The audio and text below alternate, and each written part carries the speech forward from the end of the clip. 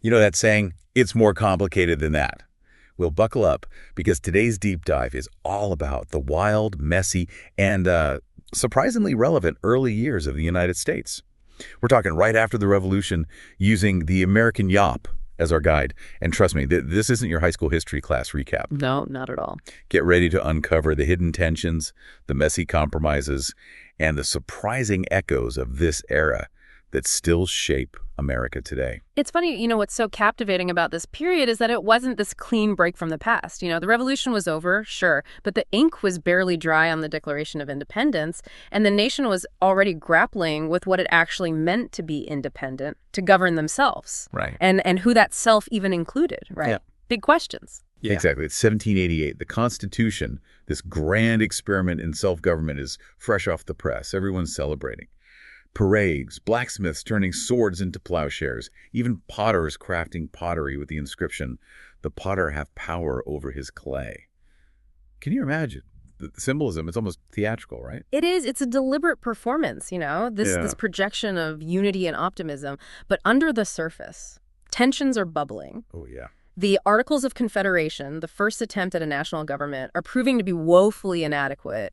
And this sense of fragility of a nation like teetering on the edge, it makes the compromises and the decisions of this era even more fascinating, I think. And speaking of fragility, let's talk about Shays' Rebellion. This wasn't just a bunch of grumpy farmers in Massachusetts. Right. These were veterans, many deeply in debt, facing the very real threat of losing their land because of policies they saw as unjust. Exactly. And it's crucial to understand how the Shayscites saw themselves. They weren't rebelling against the ideals of the revolution. If anything, they were fighting to uphold them. Right. They saw their actions as a continuation of the fight against tyranny, echoing even the very tactics used against the British just a few years earlier. They even blocked courthouses to prevent foreclosures, just like those protests against the Stamp Act. Yeah. It really highlights how blurry the lines between patriot and rebel could be in those early years. Absolutely. But of course, the government saw it very differently. Oh, completely.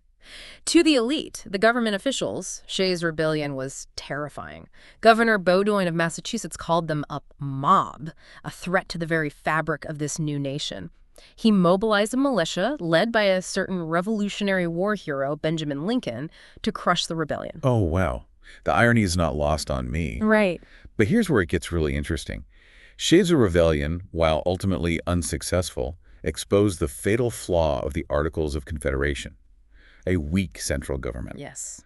It became a rallying cry for those who believed that a stronger national government was necessary to prevent anarchy. And that's where James Madison enters the picture. He arrives at the Constitutional Convention with this radical idea, a blueprint for a nation that defied conventional wisdom, the extended republic. Right, because the prevailing thought was that republics could only survive if they were small and homogeneous. Right. But Madison, a student of history, challenged that notion. He envisioned a large, diverse republic where competing interests would actually prevent any one faction from becoming too powerful. It was a bold gamble. It was. And this vision underpins so much of what emerged from that sweltering Philadelphia summer.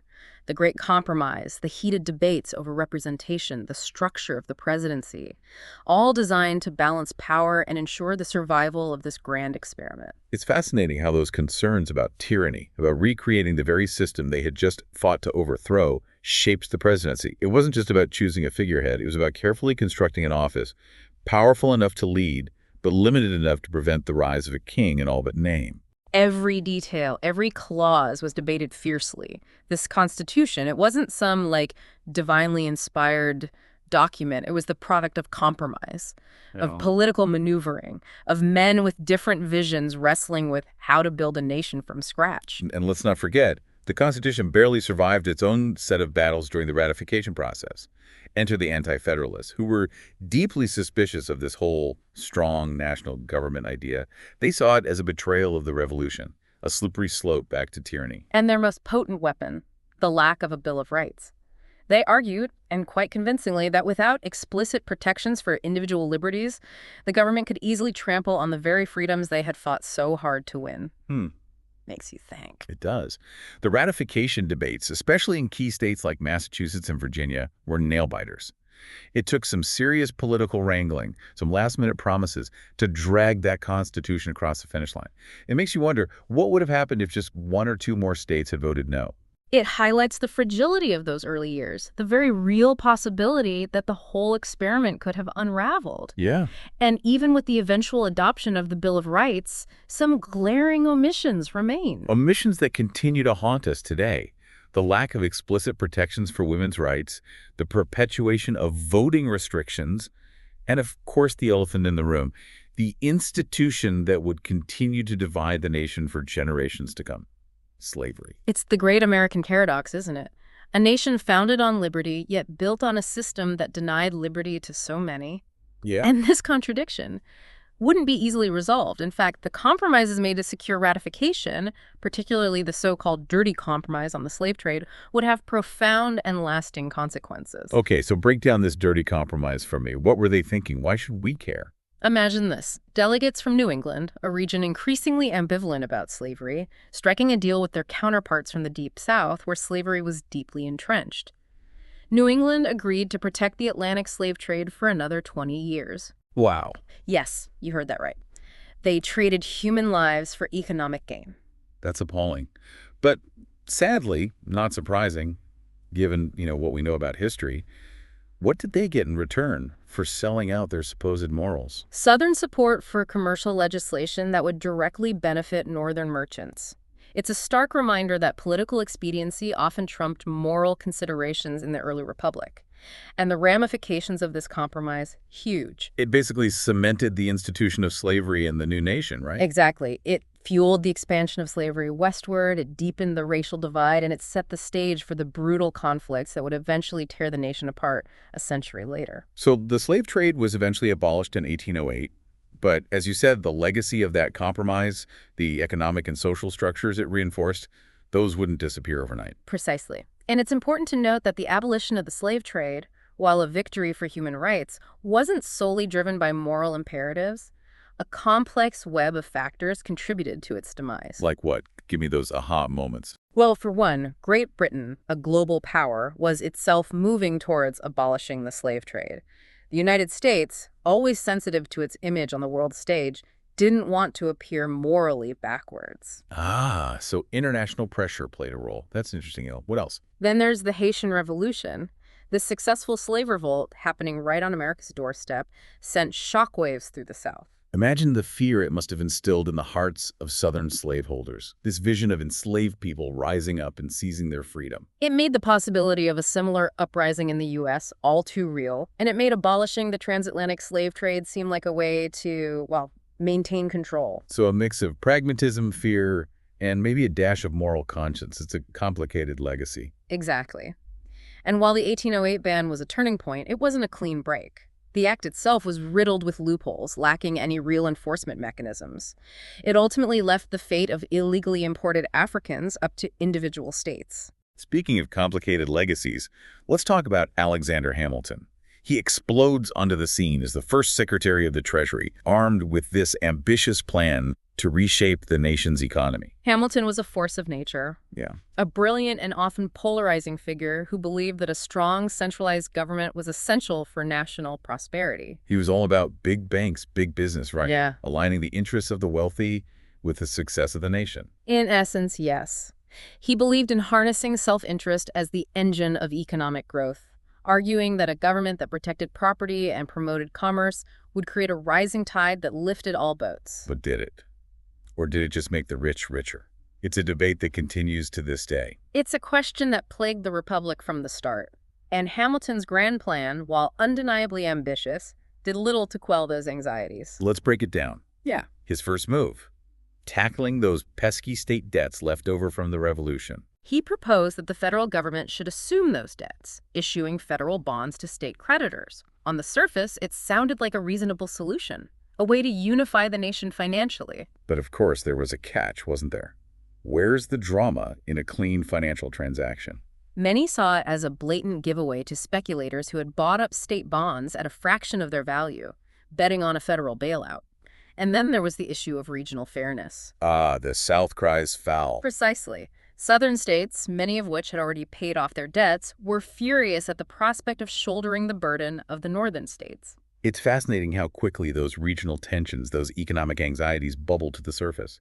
But Hamilton, being Hamilton, managed to pull it off. The assumption of state debts became law, further solidifying the power of the federal government and entangling it with the interests of the financial elite. But he wasn't finished. Next, on Hamilton's agenda, a national bank, the Bank of the United States. Now, this wasn't just about balancing the books. This was about fundamentally reshaping the relationship between the government and the economy. Exactly. Hamilton saw the bank as crucial for stabilizing the economy, regulating currency, and promoting investment. But his opponents, led by Thomas Jefferson, were horrified. They saw it as a blatant power grab, a betrayal of the Constitution's limited government principles, right? Absolutely. The debate over the national bank cut to the core of what kind of nation America would become. Hamilton, ever the resourceful one, argued that the Constitution's necessary and proper clause gave the government implied powers. So not explicitly stated, but implied. Convenient. It was a bold interpretation, one that infuriated his opponents. But once again, Hamilton prevailed. The Bank of the United States was established, setting the stage for America's eventual rise as a financial powerhouse. But this victory came at a cost. It deepened the divide between the Federalists and the Democratic Republicans, right? Setting the stage for even more dramatic showdowns to come. Precisely. And nowhere was this clash of ideologies, this battle between a strong central government and the rights of individual citizens, more explosive than in the Whiskey Rebellion. Ah, yes. Those poor farmers in western Pennsylvania, already burdened by debts, facing what they saw as yet another attack on their livelihoods. Remember that whiskey for these farmers wasn't just a beverage, it was a form of currency, a way to transport their grain in a more profitable form. So when Hamilton slapped an excise tax on whiskey, it hit them hard. They saw it as a direct assault on their way of life, and they weren't afraid to make their displeasure known. Tarring and feathering tax collectors, raiding mail carriages, these weren't your polite petitions to the government. It was a direct challenge to the authority of the federal government, and it put Washington, now president, in a difficult position. Right. How do you deal with a rebellion in a nation founded on the principle of popular sovereignty? Right. It's one thing to declare independence from a king across the ocean. It's quite another to figure out what to do when your own citizens decide to take up arms against the government they helped create. Exactly. Washington faced this delicate balancing act. He couldn't ignore the rebellion. It would undermine the legitimacy of the new government.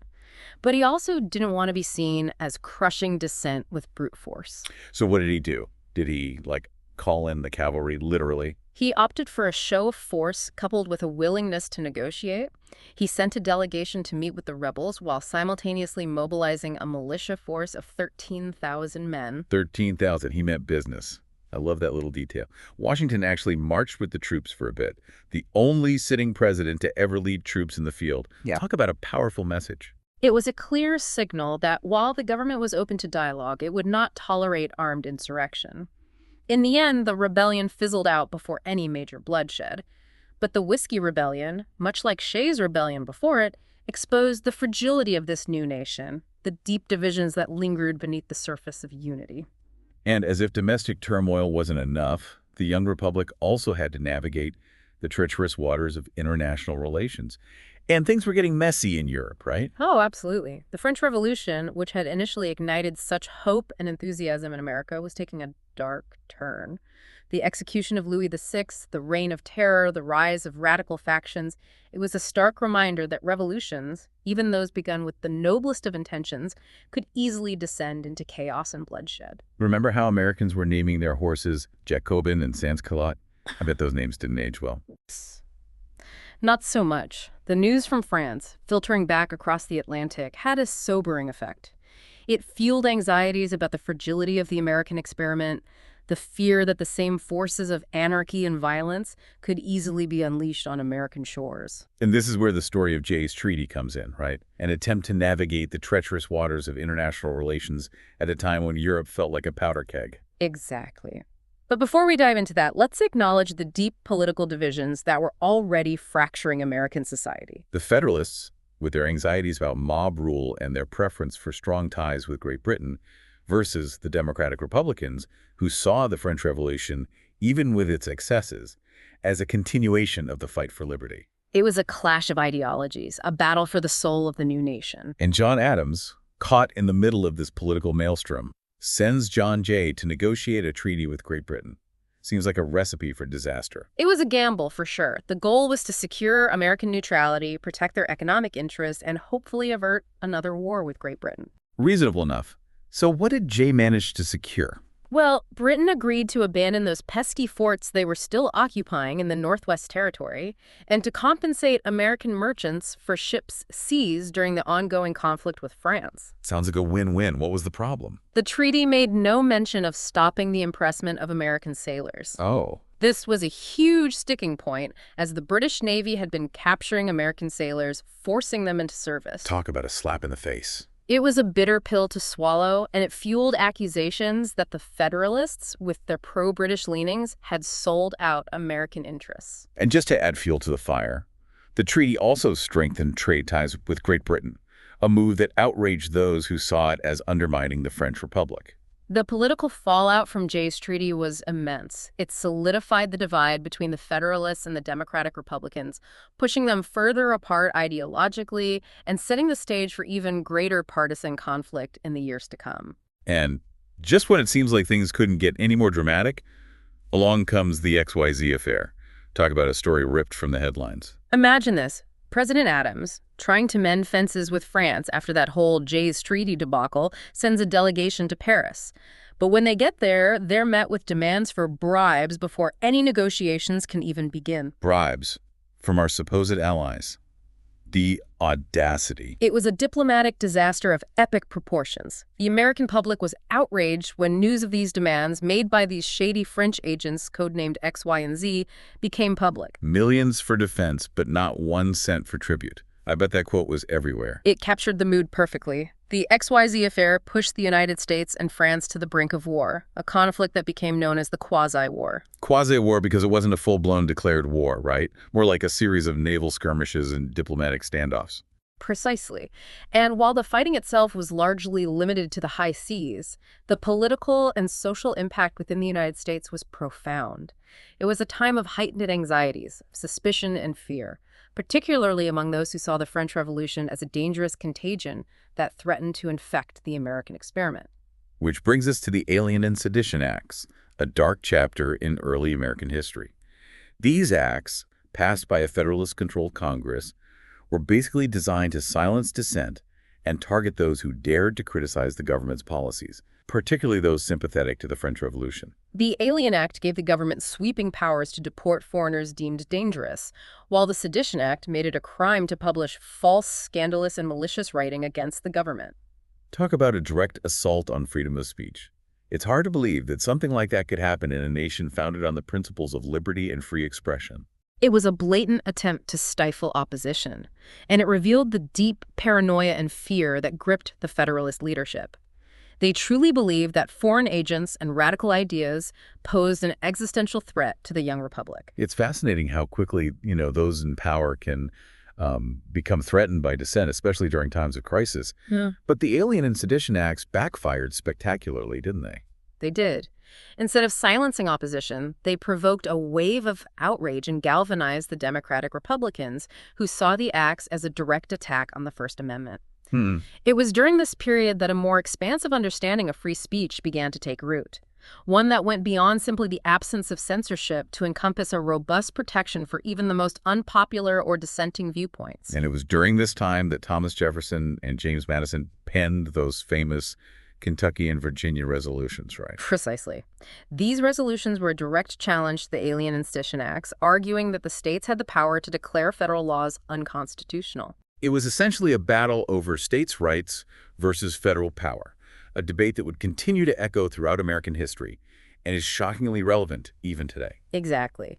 It was a pivotal moment in the ongoing struggle to define the balance of power between the federal government and the states. And it highlighted the deep anxieties about tyranny, about the potential for a powerful central government to trample on individual liberties that continued to haunt the young republic. And let's not forget the issue of religious freedom, which was also evolving during this period. We often think of the separation of church and state as a given, but it was a gradual process, right? Absolutely. In the years following the revolution, most states still had established churches, with tax dollars going to support a particular denomination. Imagine that today. The controversy would be off the charts. It's a reminder of how much our understanding of religious liberty has evolved. Figures like Thomas Jefferson and James Madison played key roles in advocating for the separation of church and state, arguing that it was essential for protecting individual conscience and preventing religious persecution.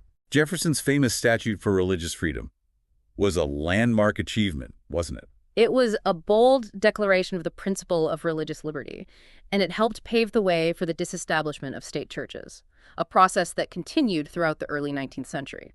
So we've got a new nation grappling with massive challenges, internal divisions, threats from abroad, and a whole lot of uncertainty about the future.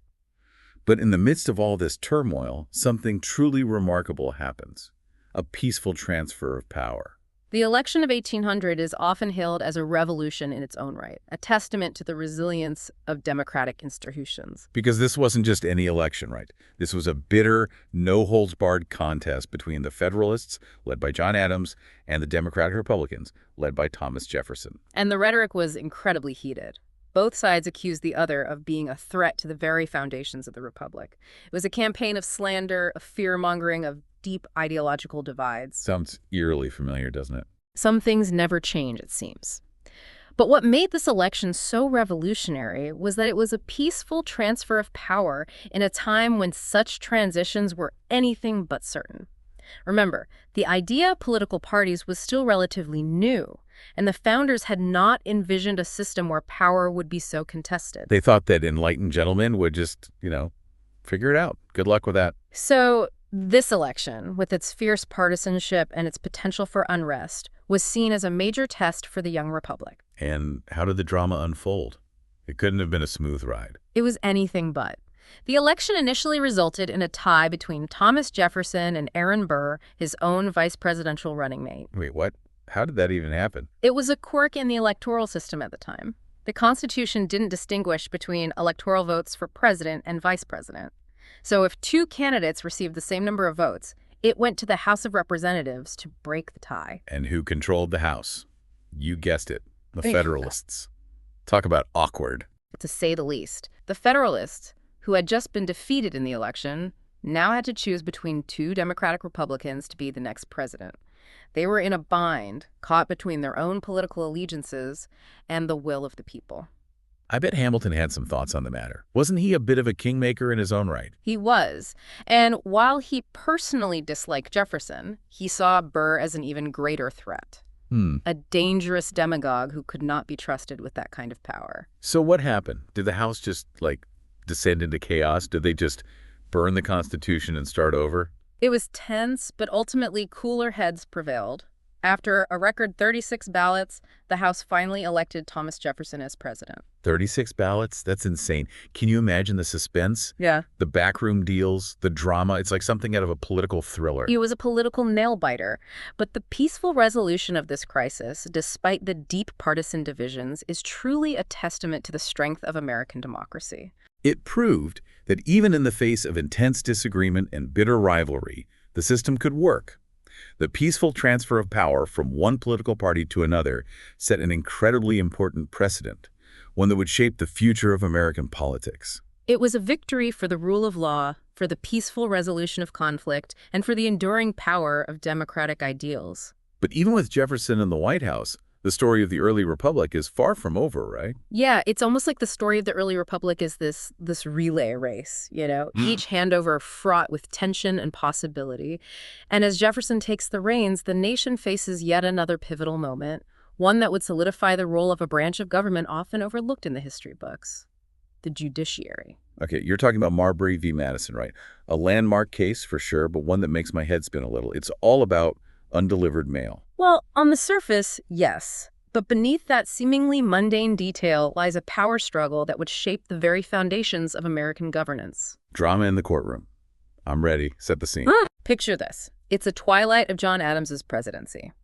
He's just been defeated by Jefferson, and in a last-ditch effort to preserve Federalist influence, he makes this flurry of midnight appointments, packing the courts with Federalist judges. Talk about adding insult to injury. I bet Jefferson was not thrilled. You can imagine the chaos. Among those last-minute appointments was a certain William Marbury, tapped to become a justice of the peace. But his commission, the official document confirming his appointment, well, it got lost in the shuffle. Lost in the shuffle.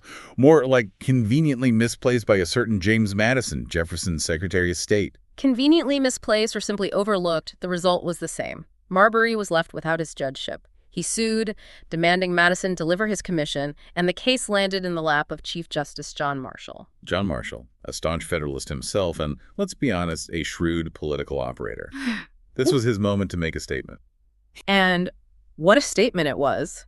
Marshall, realizing he couldn't force a showdown with the Jefferson administration without risking a full-blown constitutional crisis, instead opted for a more elegant solution. Ooh, sneaky. I like it. He ruled that while Madison had been wrong to withhold Marbury's commission, the law that gave Marbury the right to sue was itself unconstitutional. Wait, what? He basically outsmarted everyone, right? Exactly. In one fell swoop, Marshall achieved two things. He appeased the Jeffersonians by denying Marbury his judgeship, and more importantly, he established the principle of judicial review. So remind us again, what is judicial review and why should we care? In simple terms, it means the Supreme Court has the power to review laws passed by Congress and actions taken by the executive branch and declare them unconstitutional. It essentially gave the court the final say on what the Constitution means. Talk about a power move. It's like Marshall reached into the Constitution and pulled out a superpower no one knew existed. It was a brilliant stroke, one that would shape American jurisprudence for centuries to come. Marbury v. Madison wasn't just about a misplaced piece of paper. It was about defining the balance of power in a nation still figuring out what it meant to be a republic. So from the ashes of the revolution to this, fragile peace, from the fiery rhetoric of political battles to the quiet but no less profound rulings of the judiciary, we've seen how the early years of the United States were a time of intense experimentation, of bold visions, and of constant struggle. And through it all, certain themes emerge. The tension between liberty and order, the battle between federal power and states' rights, and the ongoing struggle to create a more perfect union. These weren't just abstract debates. They were the lifeblood of a nation grappling with its own identity. It makes you wonder, doesn't it? How would, living in the 21st century, have navigated those turbulent times? What choices would we have made? What compromises would we have been willing to accept? What echoes of those early struggles do you see playing out today? We'll leave you with those questions. This has been a deep dive into the fascinating and often messy birth of a nation, a reminder that history is never truly settled. It's a conversation that continues to this day.